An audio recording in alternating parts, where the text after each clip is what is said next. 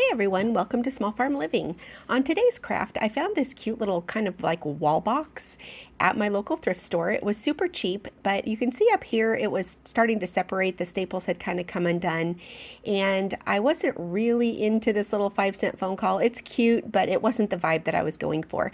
Now what I'm going to do is I'm going to revamp this a little bit for my craft room, and I'm not really concerned about the split in the back either. This isn't anything I'm going to hang on the wall. I'm just going to set it on one of my shelves. So first thing I needed to do was to pull out these staples. Now the first one came out really easy, but the second one was really kind of a stinker. I had to try several times and I ended up having to pull it up close to my body and just reef it out before I could actually get it. But unfortunately, I didn't have my staple gun with me. I was out at my husband's shop. I didn't feel like going out there and getting it. So I decided I was just going to stick some wood glue in there. The bottom was puckered out just a little bit, but not bad. And like I say, since it's not hanging against the wall and I don't have to worry about it, I just decided to put a little bit of wood glue in here. Now this wood glue I just got at the dollar store. I do have some better stuff, but like I say, I'm not really worried about anything super sturdy on this. It's more for looks and holding some light things.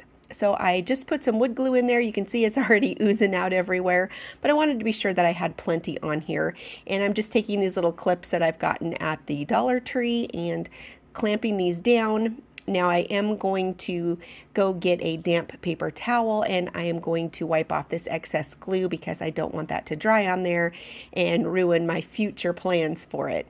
Now the funny thing is it wasn't my intent that the next day I was going to get after this project, but I literally let this glue sit and dry for a week because I've been super sick and we had a lot of things going on. So it actually really made the bond on this glue really good, because I didn't mess with it and it was fully cured. So now that we're about a week later, we're going to take the clamps back off and it's nice and put together and nothing's coming apart. That right there, it's kind of got a little bump on it. I'm not sure what it is, but I'm not worried about that either. So you can see this beautiful paper. I'm going to put it on the back of this box and I need to go all the way down, and it's really hard to fit any kind of paper in there to get any kind of template. So I decided what I would do was just take some wax paper since it's really light, and I find whenever I crease wax paper, kind of like parchment paper, it makes a perfect line where you want it to go. So that's why I did this. Now, if you have any ideas on a way that you do templates for kind of weird things like this where you can't really get it in there, let me know what it is. I'd love to hear your ideas just for future use. I didn't want to trace the back because the little side pieces, then I would have had to have accounted for them, making them a little bit smaller, and I didn't want to do all that measurement. So this is the route that I went, and then the little side arms don't go all the way up to the top, so I had to cut this down just to kind of mark where those were. Now, honestly, I didn't get this perfect, and you will see that here coming up in just a little bit. But once I got the base all scored onto the wax paper, I cut it out. I was thinking I was going to put it on the back one direction, and then I realized this little butterfly right here is kind of pointing in an upward direction, and it would look kind of funny, in my opinion, if I put it down, because the whole design looks like it needs to be going one direction for it to work. So I kind of went to option number 2, which wasn't really a big deal. What it kind of did is just put the picture on the opposite side of the box than I was thinking I was going to do it in the first place. So I'm going to take my pen and trace around this wax paper, which was kind of difficult because it's super light. And then of course I'm going to cut it out. And now that I have it all cut out, I just kind of need to do a little bit of a dry fit.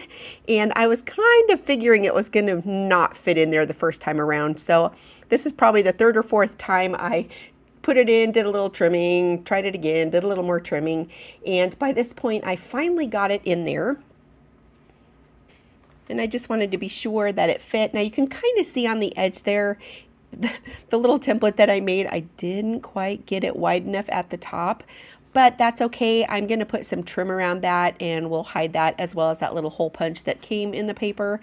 And I love this little design. And so I decided I'm also going to turn this one on its side and then cover up the front of this box. So I just turned the box upside down on it, marked where the top of it was, and then proceeded to trace out on that and cut it out. And this one could be a little bit larger because I'm going to use my little sander kit and sand the excess off of the edges so it makes a perfect fit. But you can see how cute that is just sitting right there on the front of that box. And I'm taking it all the way down to the bottom, even though it's not a solid piece of wood. And again, I'm not really worried.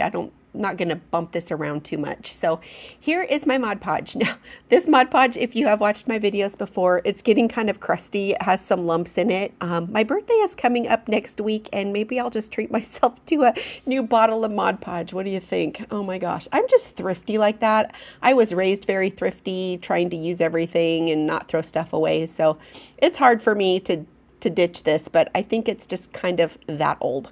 But now that I got a nice layer of Mod Podge on there, I'm going to get my paper tucked down in there and pressed down. Now it was a little tricky because the wood on the back was not like super smooth. There was some frumps and some bumps, but I really couldn't get my iron down in here. So I had to do the Mod Podge method, and look at me making a mess of doing the Mod Podge on the bottom and then on the top again. And that was fine. I kind of like the iron method, but like I say, the iron would not have gone down inside that box. So we are going to just goop up the front of this box here and cover up that old slogan and wiping off the excess. Today was just kind of one of those days. Do you ever have crafting days like that where you feel like you're just kind of making a mess and being sloppy? Yeah, that was me. So we're going to put this pretty little design on the front, smooth it out, and put another layer of Mod Podge over the top of that.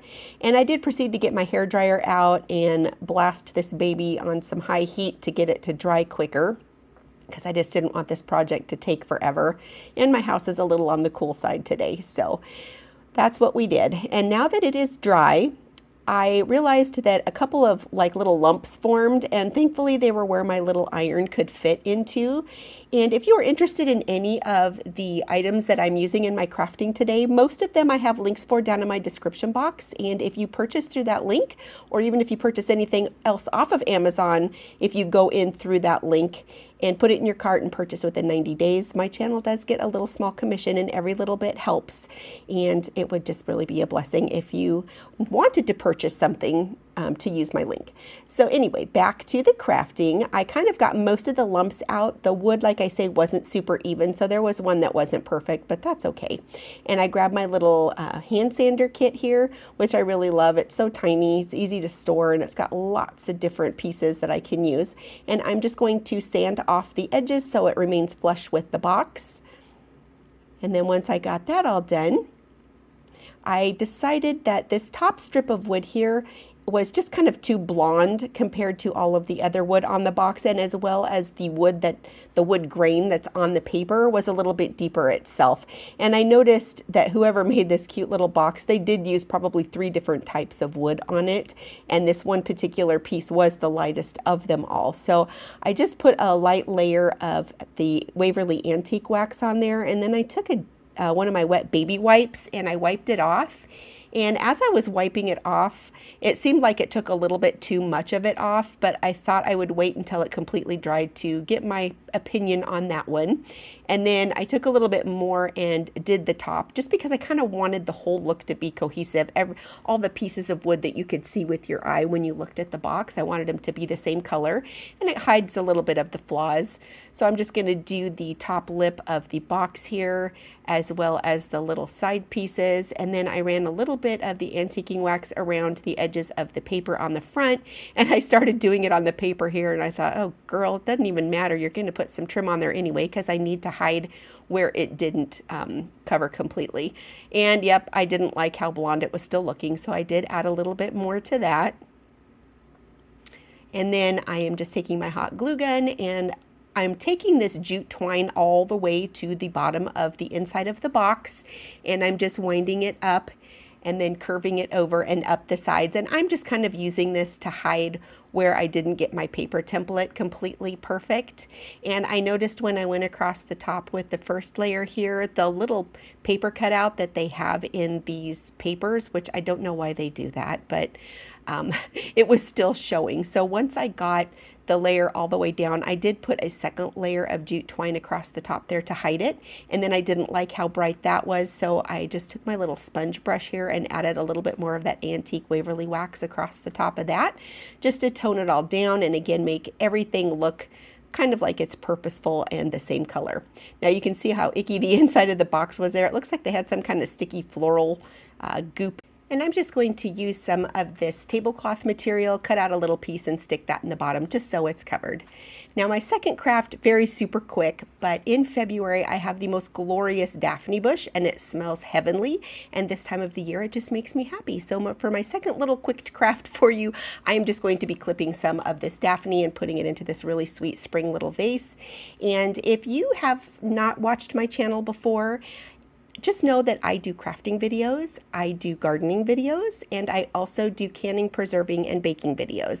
I didn't want to do separate channels for all of those. And I have had some people who have subscribed watching a certain video and then a different one will come out and then they unsubscribe. And I'm like, oh my goodness, just be patient and know that if that's not your thing, another video like the one you subscribed with will be coming up.